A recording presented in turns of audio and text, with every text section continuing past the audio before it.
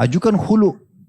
Khulu itu berarti pengaduan seorang wanita yang tertindas dan terzalimi dalam rumah tangga, tidak diberikan haknya atau terancam jiwanya, dia ajukan pada pemerintah setempat. Kalau kita kan di KUA atau di pengadilan agama untuk dicabut haknya suami.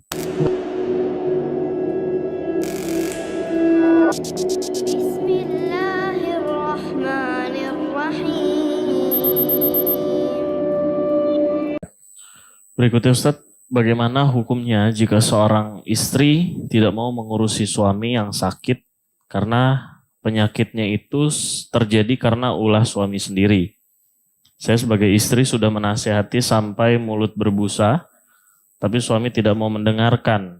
Jadi sekarang kalau sakit saya tidak mau mengurusnya, jadi bodoh amat. Bagaimana hukumnya Ustadz? Si suami dosa dengan pelanggaran agama. Kalau itu penyebabnya pelanggaran agama ya. Misalnya dia narkotika, misalnya dia mabuk. Sudah sering nasihatnya sama istrinya, dia mau dengar. Dia dosa dengan perbuatannya itu. Tetapi bukan berarti dengan itu tugas istri berhenti dalam melayani. Nggak bisa. Gitu kan? Tetap harus dia berfungsi sebagai istri. Kalau dia tidak mau melayani lagi, ya jangan status istri. Ajukan khulu.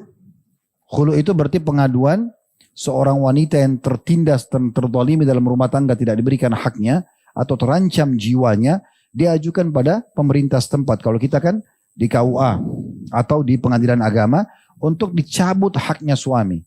Udah jangan status istri aja. Ya, lepaskan diri, karena kalau tidak tetap ada tanggung jawab di sisi Allah Subhanahu wa taala.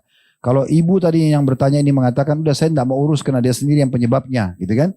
Berarti nanti si suami berdosa dan dihukum sama Allah karena dosanya, Anda dihukum karena tidak menjalankan tugasnya, kan gitu. Jadi tidak boleh.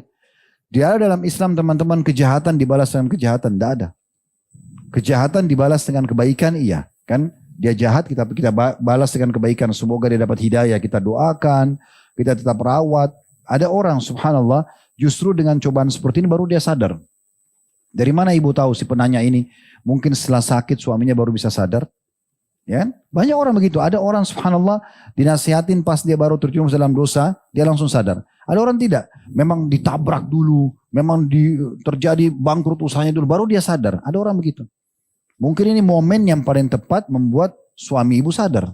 Kan gitu. Saya pernah cerita ya, di Riyadh itu ada satu anak muda masuk rumah sakit, kakinya patah.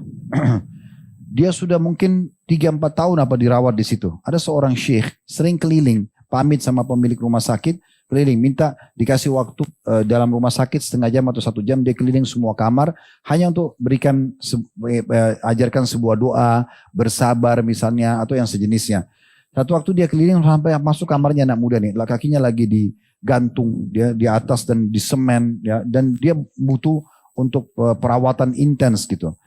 Dan syekhnya lihat ini dari semua pasien hari ini yang paling menderita orang ini gitu, masih muda dan dia seperti itu. Lalu Syekh mengatakan sabarlah dan segala macam.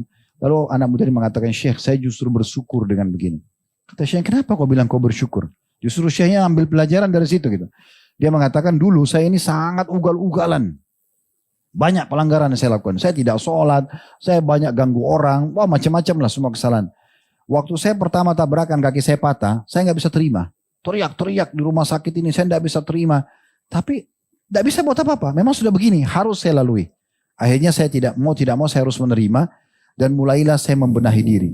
Mulai saya putar di TV ceramah-ceramah, mulai saya dengarkan, lalu saya mulai sadar ternyata mungkin ini peringatan dari Allah, saya mulai sholat. Dan perlu Anda tahu Syekh, selama berapa tahun saya disakit seperti ini, saya dirawat, saya sudah hafal 30 juz Al-Quran.